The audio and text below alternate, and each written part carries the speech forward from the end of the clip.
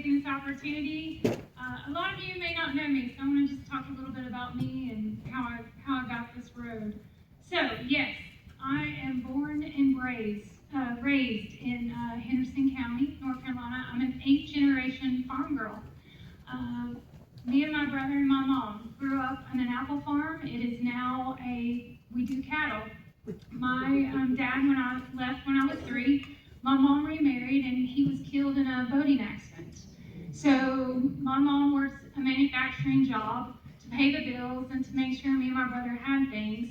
But me and my brother works, and she works in the afternoons on that farm, so we didn't lose it. She didn't want to be the generation to lose the farm, and neither do I. So farmland preservation is a big part of who I am. It shaped me. I know what hard work is. I've lived it my entire life. I then became a mortgage banker. Now that's what I currently do, but I've been in banking and finance for over 30 years. I saw how hard it was for my mom to balance a budget, to pay the bills, and to see what that looked like, so I wanted to go into banking and finance. I worked myself 3 jobs to go through a community college, and I have an associate's degree in business and banking and finance. I married my husband. He's from Ocala, Florida, but he's a full-fledged Republican, let me assure you. His grandfather was Mr. Republican and for the GOP for the state of Florida. So that's how he got the name Mr. Republican. But we've been married for 16 years.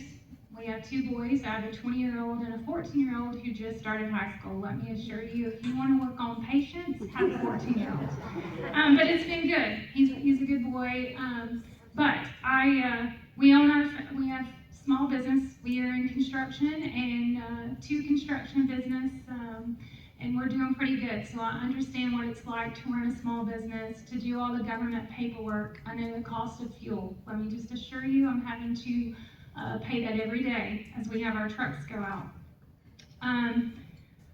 That's a little bit about me. I started serving in the General Assembly. I won my election in 2022. I served 2 terms and was looking at my 3rd. Let me be honest, I was not looking at Washington for sure this year. Let me just assure you, I had kind of told God twice no, but he was like, 3rd time I couldn't do it. So I prayed about it, I talked to my family, and we decided to run on a ticket for your congressional seat. So here I am. That's how I got here. A little bit about my legislative bills and things I've done in the legislature. So I say I'm probably one of the most conservative voters in representation.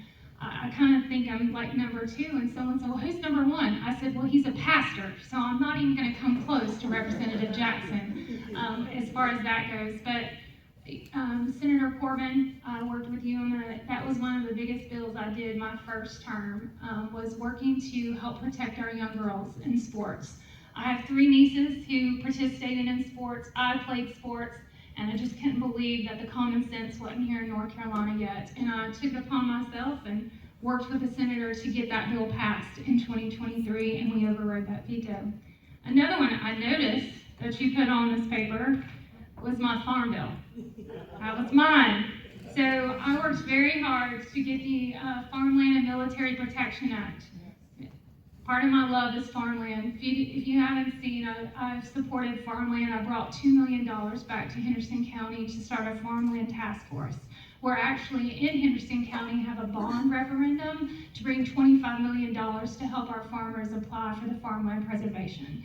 I worked very hard and got the commissioners to do that and brought the money back so they could, and still working on that. So it is just I think it's ingrained from my growing up of watching my mom work so hard to keep her farm. Now, that's just part of my heart. So this bill actually protects us from foreign adversaries from borrowing our farmland or any land near a military base. So we have to protect our infrastructure, and that was part of that bill. I want to say a little bit about Sarah Stevens. Sarah Stevens was so good to me when I came in, but let me tell you what she's done this last year. I had not really filed any criminal bills, but I went to her and told her what I wanted to do, and she supported me. Most of the 41 bills, she wasn't kidding when she said all the contentious bills that we have go through her committee. She's not kidding. 41 bills, and I think all of them but 2 went through her committee. She saw me on a regular basis this past year. But some of those criminal bills, I went to her asking her for support. Some of those bills are the felons with guns. I increased their penalties. They should not even be out on their streets if felons have guns. Another one I did was breaking and entering. If you're using a weapon to break and enter someone's home, you're about to stay in jail. So we increased that penalty for criminals like that. The other one that's near and dear to my heart that she helped me write, and she is a big advocate for children, is soliciting a minor.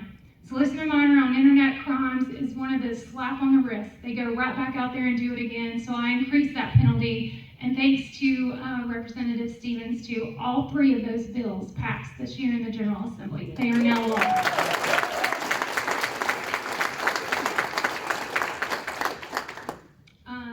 I work a lot with parents' rights. So I believe parents know best, not the government.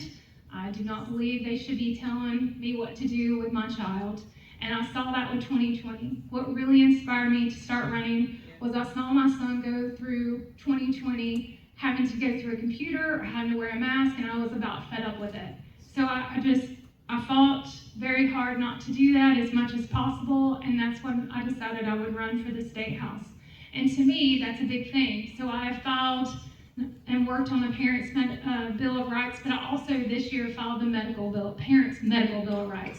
I think parents should have a say in their medical history for their children. They shouldn't be asking the child for the parent's permission. And in North Carolina, we have to do that. If your child is 12 years old, they get to decide whether you have a say in their medical or even see their medical records. The only way you technically could find out is if you're covering them on insurance and you get the notice in the mail. So just be aware of that. That's something I filed, and I'm working with the speaker currently to try and get passed by the end of the year. But it's one of my passions. I'm a mom first. That's how I'm a mama bear by heart. And I will continue fighting. I fight very hard in Raleigh. I don't like Roseanne. I don't like taking no for an answer. You're right. I'm the vice chair of the Helene Recovery Committee. And I've heard so many times, your federal government, I'm not gonna lie, they let you down. They did not do a good job. But I will tell you, in Raleigh, we fought every day for you. I sat there with the speaker. He is still, we rolled out bills. If you notice, about every 3 months, you saw another Helene bill. And we did that because when we handed out the money, we had to see it was going where it should.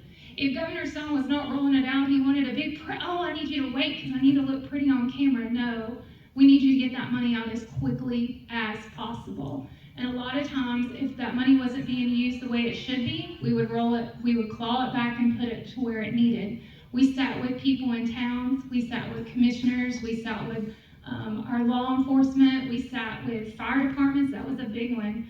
There was a fire department that has 2 bricks left in my district. I have several like that, but there was one in particular, all that's left was 2 bricks.